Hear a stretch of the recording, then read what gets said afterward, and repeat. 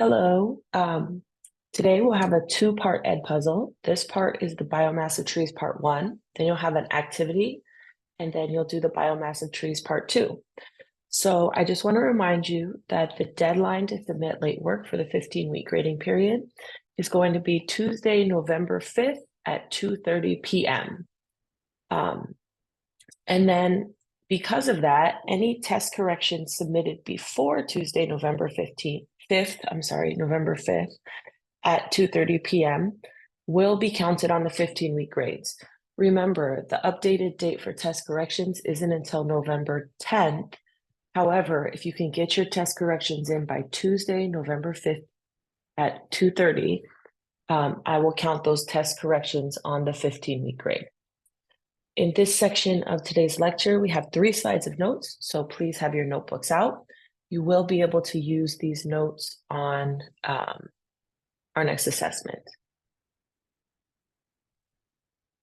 So today you're going to be able to hypothesize about where the biomass of trees comes from and model the process of photosynthesis. So I don't know if you guys know, but our school just recently had some students take a trip to Harvard and MIT, 2 of the most prestigious institutes for education in the entire world. And this video, a camera person takes a camera to the science graduations from Harvard and MIT and asks graduates from these very prestigious colleges, where does the biomass of trees come from? So remember biomass, it's one of your vocabulary words. If you need a second to flip back in your notes to remember what it is, do that and enjoy this video.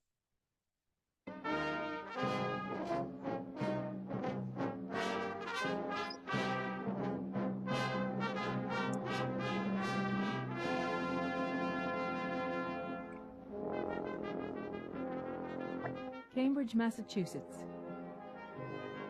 Graduation day at Harvard and MIT.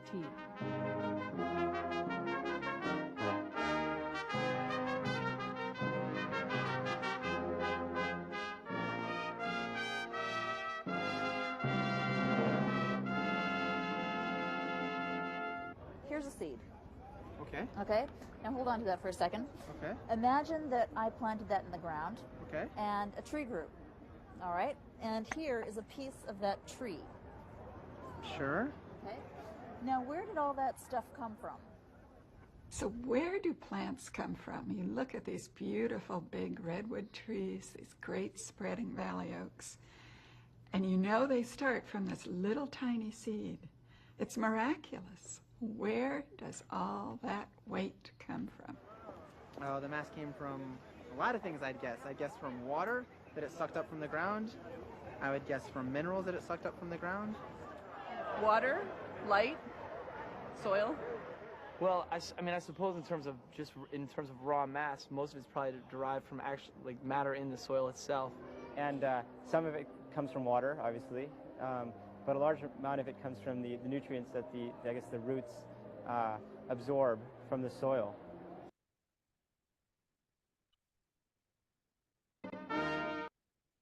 So we know that trees start off as seeds, right? And we know that these seeds grow into these huge structures, these giant trees. The largest structures on Earth are trees, right? So I want you to take about a minute. It says 2 minutes, but you can take a minute and just answer the question in your notebook. Do you agree or disagree with the graduates? And you know what? You don't even have to write it in your notebook. You can just think about it. Form an opinion. Do you agree or disagree with the graduates? Why? Where do you think the biomass of trees come from? So here's our first slide of notes, reactants and products. And you went over this in your packet, but I want you to have it in your notebook. Reactants are literally what goes into a chemical reaction. So reactants are anything before the arrow in any chemical equation. So here we have methane and oxygen in the reactant side. So the reactants are what goes into the chemical reaction. Products are what come out of the chemical reaction, and this is written by anything that comes after the arrow. So when methane and oxygen get together, You have to have an energy source, some sort of spark. We end up with carbon dioxide and water, and this is one of the chemical equations for combustion. So your two vocabulary words on this slide are reactants and products. So just as a quick check for understanding, what are the reactants in photosynthesis? And what are the products of photosynthesis? It should be review from your packet. Think deeply. You don't have to write anything down, just think, why is light energy needed in photosynthesis? Why do we need that light, most often sunlight, for photosynthesis to occur? Well, remember that light energy is the energy used to power. Remember, energy is the ability to do work. So light energy allows the work of photosynthesis to happen. So we need light energy to move that process forward to power that reaction. Here is our second slide of notes. You need to know this to be able to answer this question: where does the biomass of trees come from? How do trees get all of their weight, all of their mass?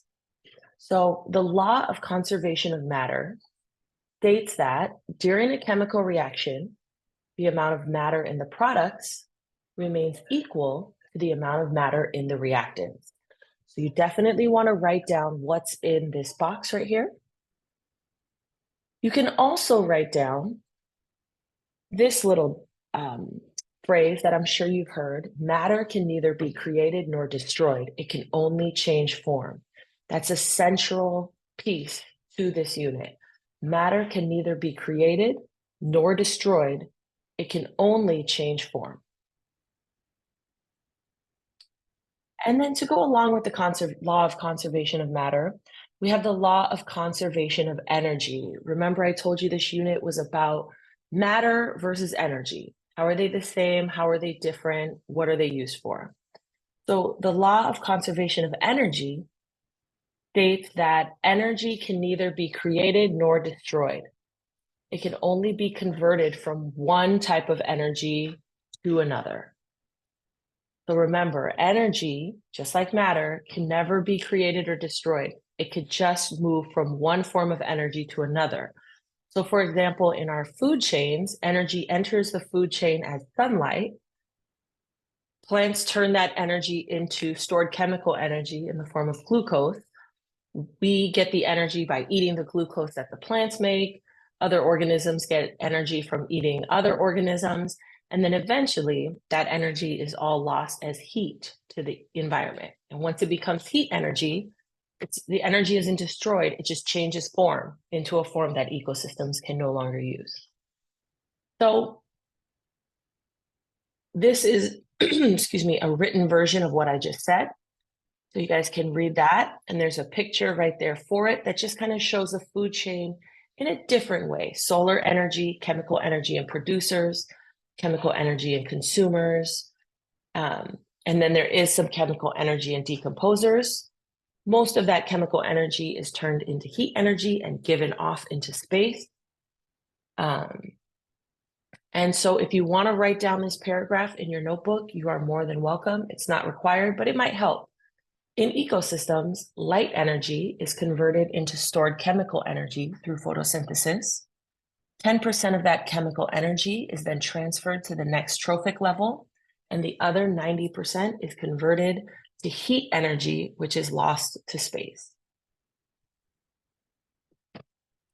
So just a recap of what we just talked about. Remember, photosynthesis transforms light energy into stored chemical energy. The reactants of photosynthesis are carbon dioxide and water. The products of photosynthesis are glucose and oxygen. Matter can neither be created nor destroyed, but the same number of atoms can rearrange to form different molecules in any chemical equation. And energy can neither be created nor destroyed, but energy can change form. At this time, you're done with the ed puzzle, but I want you to go into Schoology and open the assignment called Photosynthesis Molecular Model. You'll be given a half sheet of paper from the substitute teacher. excuse me, click the blue link in the molecular model activity. And if you click that link, it's going to take you to a page for Bioman Bio. Go to task 1. Task 1 up there in the upper right-hand corner is called photosynthesis molecular model. Complete questions 1 through 6 on your paper as you work in the model, and then submit the assignment to the black bin in the front of class.